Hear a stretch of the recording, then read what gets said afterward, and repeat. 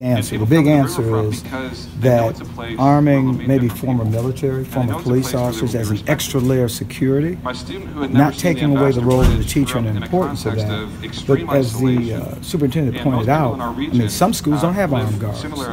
Secondary schools do, some don't, and maybe this is an opportunity to consider it as a possible option. Possible.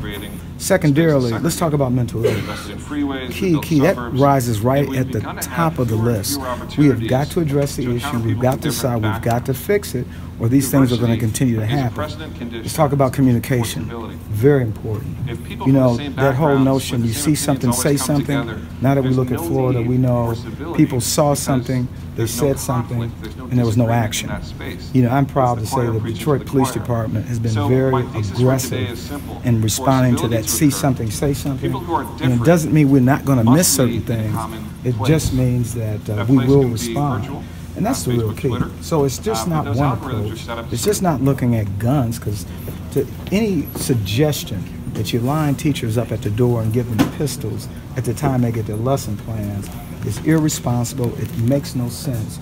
But we have teachers that are former military who are well trained. And oh, by the way, before I move away from that, in addition to those type of individuals, there should be a rigorous background and there should be rigorous training on how to respond to a threat in a school environment. And part of leadership is listening to people, especially people that are on the front lines, that are in the trenches doing the day-to-day work.